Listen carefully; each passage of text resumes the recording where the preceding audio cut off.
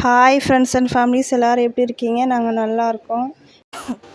சில பல காரணங்களால் தொடர்ந்து வீடியோ போட முடியலை. ஃபோன் ப்ராப்ளம், அப்புறம் வீடியோ எடுக்கிறதுல ப்ராப்ளம், அடுத்தடுத்து உடம்பு சரியில்லை அப்படின்றனால நிறைய வீடியோஸ்லாம் போட முடியல. டெய்லி முடிஞ்ச அளவு இனிமேல் டெய்லி ஒரு ஷார்ட்ஸ்னாலும் போடுறேன். பாப்பாவுக்கு கூட சிம்பிளாக தான் செஞ்சு கொடுத்து அனுப்பிச்சி விட்றேன். சுத்தமாக உடம்புக்கு முடியலை. ஸோ இன்றைக்கி செவ்வாய்க்கிழமை காலையில் லஞ்ச் பாக்ஸ் என்னென்னு பார்த்திங்கன்னா லெமன் ரைஸு, பொட்டேட்டோ, அப்புறம் பார்த்திங்கன்னா ஸ்நாக்ஸுக்கு மாதுளம்பழம் கேட்டாங்க.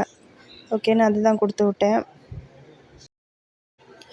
மொத்த குடும்பத்துக்கு முடியலைனாலும் நம்ம பார்த்துடலாம் எப்படியாச்சும். ஆனால் நமக்கும் முடியலை அப்படின்னாலும் நம்ம வேலை எந்த வேலையுமே எந்த ஒரு மாற்றமுமே இருக்காது. எல்லாத்தையுமே நம்ம பண்ணணும். எக்ஸ்ட்ரா வேறு ஏதாவது நமக்கு வேலை வந்துட்டு தான் இருக்கும். அதனால் ரொம்ப கஷ்டம். அதுவும் குழந்தைங்களாம் வச்சுட்டு நானும் இல்லை, ஹவுஸ் ஒய்ஃபாக இருக்கிற எல்லாருக்குமே அது தெரியும். ஈஸியாக சொல்கிறாங்க, ஹவுஸ் ஒய்ஃபாக தானே, வீட்டில் தானே இருக்கேன்னு. வீட்டில் இருந்து வேலை பார்க்குறவங்களுக்கு தான் தெரியும். என்னோடய நார்மலான வாய்ஸ் இதுவே கிடையாது. டோட்டலாக ஒரு வாரமாக சுத்தமாக பேசக்கூட முடியலை.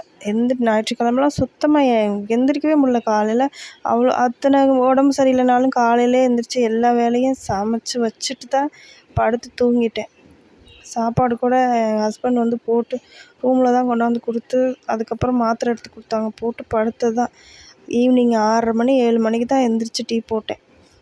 சுத்தமாக வாய்ஸ் எல்லாமே மாறிடுச்சு. டெய்லி ஹாஸ்பிட்டல் 3 நாளாக தொடர்ந்து ஹாஸ்பிட்டல் போய் இப்போ கொஞ்சம் பரவாயில்ல.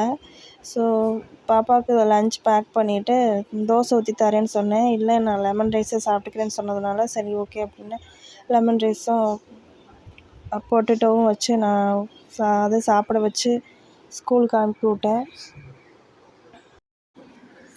உடம்பு சரியில்லாதனால பாவம் குழந்தைங்கள கூட கவனிக்க முடியலை. தம்பிக்கும் உடம்புக்கு சரியில்லை, சளி காய்ச்சல் தான். பாப்பா பாவம் போட்டு கொடுத்தா அவங்களாவே சாப்பிட்டுட்டு அரையும் குறையுமா சாப்பிட்டுட்டு அட்ஜஸ்ட் பண்ணிட்டாங்க. அதனால தான் நான் ஊட்டுறேன். ஒரு வாரத்துக்கு அப்புறம் இன்றைக்கி தான் நான் ஊட்டி விட்டேன். ரொம்ப அட்ஜஸ்ட் பண்ணி போகிறனால ஏதோ ஓரளவு இது பண்ணுது. ஒரு சில குழந்தைங்க ரொம்ப அடம் பிடிப்பாங்க, புரிஞ்சுக்க மாட்டாங்க. அதை பொறுத்த வரைக்கும் நான் கொடுத்து வச்சவ தான் சொல்லப்போனால். ஸ்கூல் கிளம்பிக்கிட்டு இருக்கேனே அவனும் எந்திரிச்சிட்டான். அவனையும் வச்சுக்கிட்டு ஆனால் ரொம்ப டார்ச்சர்லாம் பண்ணல.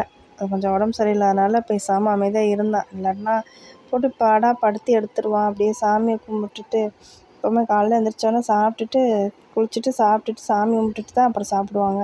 இன்றைக்கி என்னமோ பசிச்சிருச்சுன்னு சாப்பிட்டுட்டு அதுக்கப்புறம் சாமி கும்பிட்டு கிளம்பிட்டாங்க. ஓகே, பாய். நெக்ஸ்ட் வீடியோவில் பார்க்கலாம்.